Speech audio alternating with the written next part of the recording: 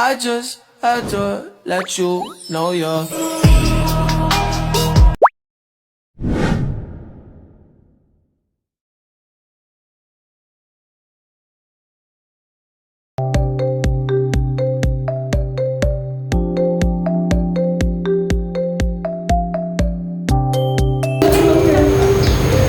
Assalamualaikum warahmatullahi wabarakatuh. Waalaikumsalam warahmatullahi wabarakatuh. Selamat pagi anak-anak. Pagi Bu. Gimana kabarnya hari ini? Alhamdulillah baik. Ada yang tidak hadir ke hari ini? Hadir semua ya? Iya.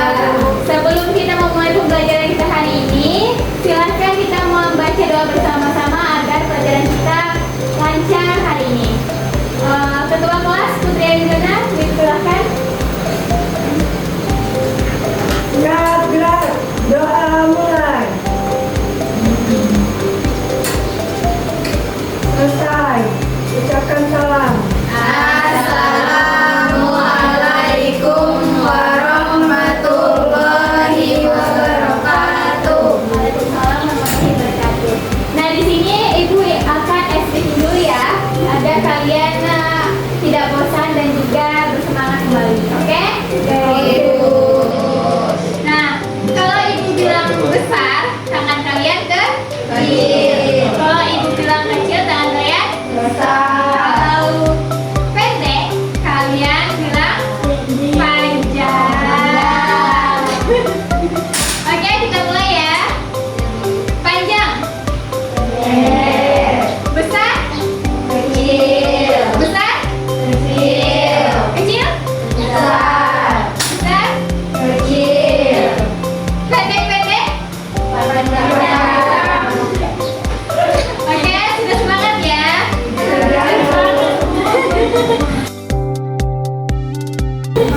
Nah, Ibu ingin bertanya nih, kalian tadi di sekitar rumah atau dalam perjalanan ke sekolah tadi ada lihat hewan-hewan atau makhluk hidup nggak? Ada. Coba sebutkan apa saja? Semut, Ayam, kucing, sapi, ayam, sapi, kambing, pintar, air. Menurut kalian nih, hewan-hewan tersebut dapat makanannya dari mana? Ayo, dari mana? Pikirkan secara logika. Dari lingkungan. Terus dari apa lagi?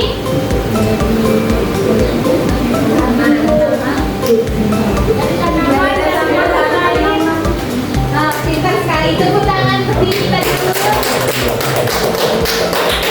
Untuk hari ini kita akan mempelajari bagaimana makhluk hidup saling berhubungan melalui proses makan dan dimakan makhluk hidup lainnya.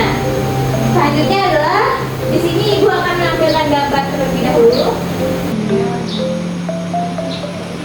Nah, proses pada pembelajaran kita hari ini kita menggunakan problem based learning. Nah, problem based learning itu yaitu kita Ibu akan memberikan sebuah masalah yang akan berkaitan dengan materi kita, yaitu tentang rantai makanan yang akan dibentuk dari per kelompok ya. Tujuan pembelajaran kita hari ini yang pertama, mengetahui pengertian rantai makanan. Yang kedua adalah mengidentifikasi peran dan makhluk hidup dalam rantai makanan. Yang ketiga, menyusun rantai makanan dalam suatu ekosistem. Dan yang keempat, menganalisis dampak perubahan jumlah makhluk hidup terhadap keseimbangan ekosistem. Selanjutnya adalah kita akan lihat gambar ini. Ini adalah gambar sawah yang rusak. Kira-kira sawah ini rusak, tanaman sawah ini rusak karena apa? Tanaman padi ini rusak karena apa? Tikus, benar. Terus?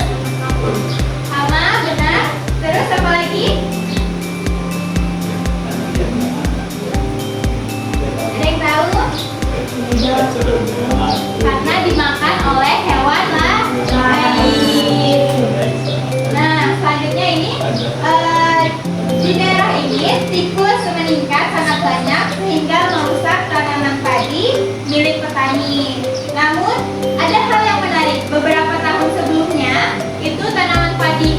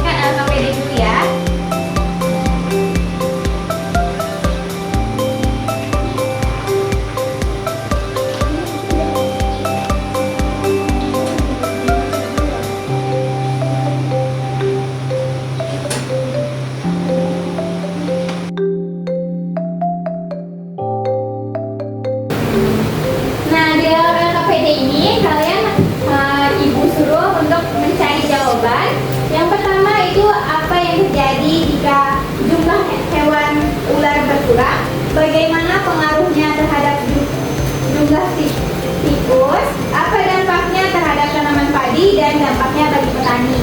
Nanti ada di situ kesimpulannya dan juga kalian harus menemukan solusinya ya.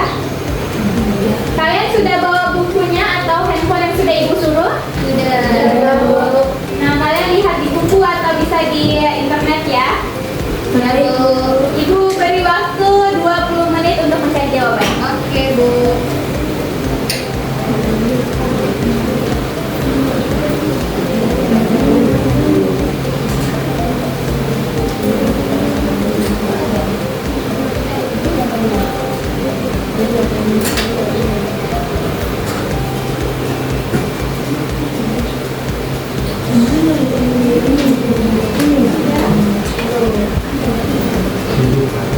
Yang ini sama yang ini ya.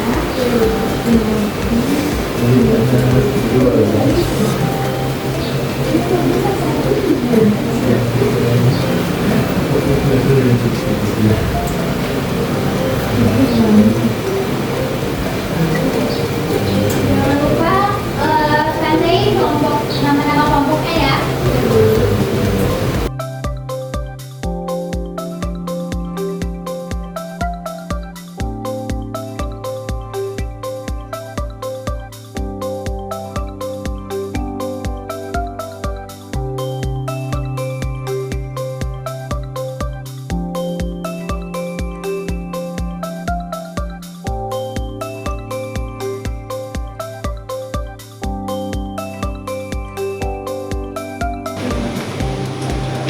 Baiklah, kami di sini dari kelompok 1 ingin menjawab pertanyaan dari Ibu.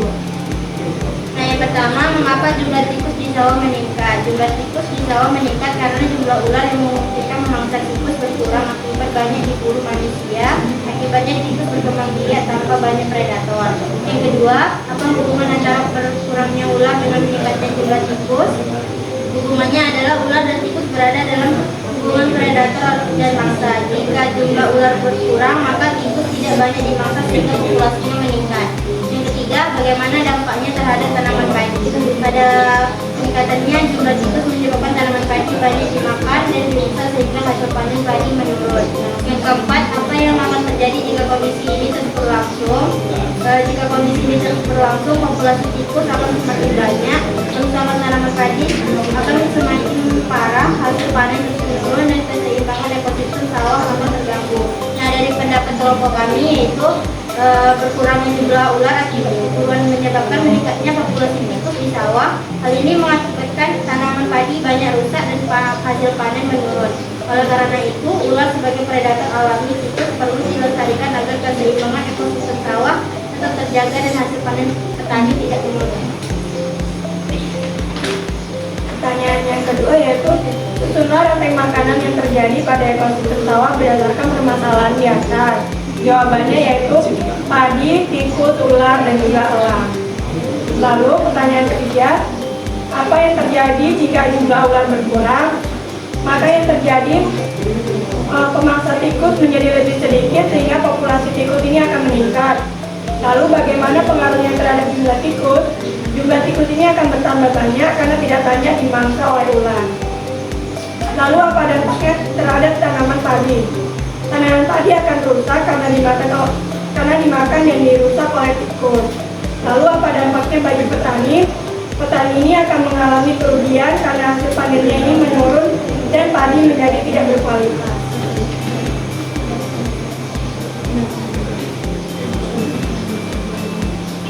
Pertanyaan dari Ibu yang selanjutnya, menurut kelompokmu bagaimana cara menjaga keseimbangan rantai makanan pada ekosistem sawah?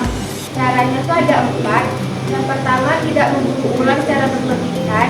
Cara yang kedua, melindungi habitat ular dan hewan pemangsa lainnya. Cara yang ketiga, mengendalikan populasi tikus dengan cara yang ramah lingkungan. Cara yang terakhir yaitu menjaga kelestarian ekosistem sawah agar rantai makanan tidak seimbang.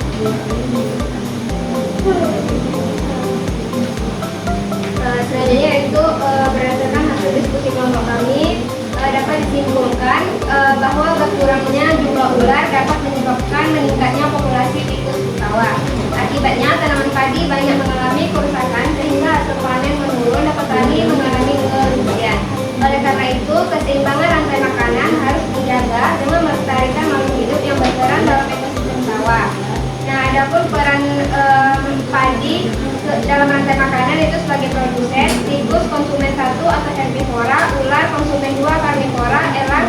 konsumen 3 atau konsumen puncak.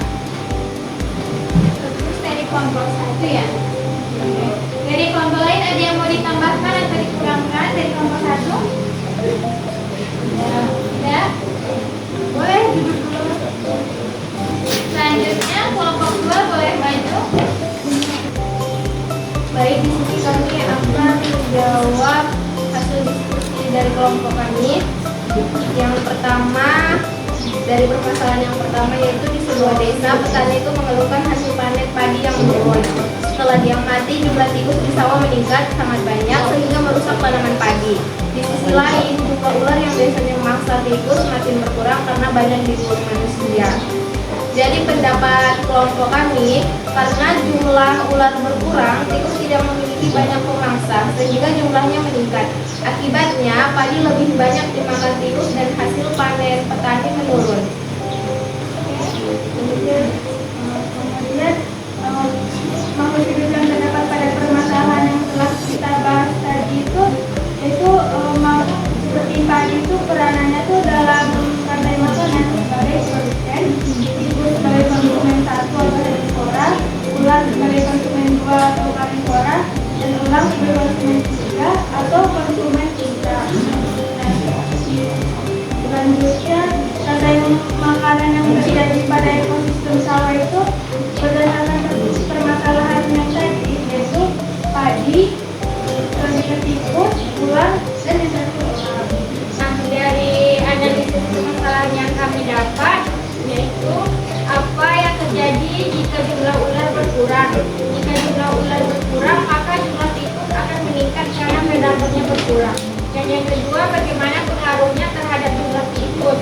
Jumlah tikus akan bertambah banyak dan berkembang biak lebih cepat.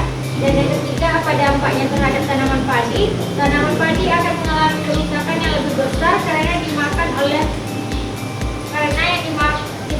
lebih banyak tikus sehingga hasil panen menurun. Dan yang keempat, apa dampaknya bagi petani? Petani dapat mengalami kerugian karena hasil panen berkurang dan kualitas panen menurun akibat serangan tikus. Selanjutnya ada solusinya. Yang pertama yaitu tidak memburu ulat secara berlebihan. Yang kedua, menjaga kelestarian habitat ular. Yang ketiga, mengurangi penggunaan racun yang dapat membunuh hewan lain. Yang keempat, menjaga keseimbangan ekosistem laut. Boleh silakan duduk dulu. Oke, beri tepuk tangan untuk kita semua.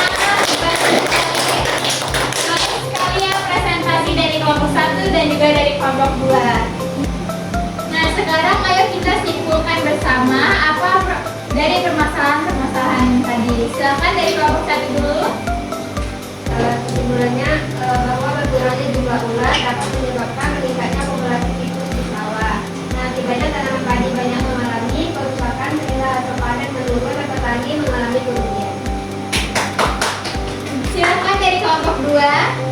Baik, jadi kesimpulan dari kelompok kami, rantai makanan itu adalah hubungan makanan yang dimakan antar makhluk hidup. Setiap makhluk itu kan memiliki peran penting dalam ekosistem. Jika salah satu komponennya berkurang atau hilang, jadi keseimbangan ekosistem itu akan terganggu. Itu yang mengakibatkan kerugian pada petani. Tepuk tangan semuanya.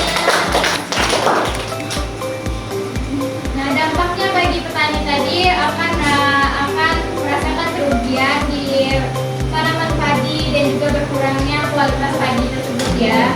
Jadi kita harus tetap menjaga kelestarian ular, walaupun kadang kan nyerempin gitu kayak suka gigit manusia gitu kan, karena itu kan juga dampak dari manusia itu sendiri kan. Nah, dan juga peran makhluk hidup itu sangat penting. Jika ada yang berkurang satu, maka dampaknya akan lebih besar dari hewan tersebut gitu ya. Jadi hari ini belajar tentang makhluk hidup dan juga rantai makanannya, yaitu saling bergantung satu sama lain. Jadi jika salah satu makhluk hidup dapat ada rantai makanan berkurang atau hilang, keseimbangan ekosistemnya juga akan terganggu. Oleh karena itu, kita harus menjaga kelestarian lingkungan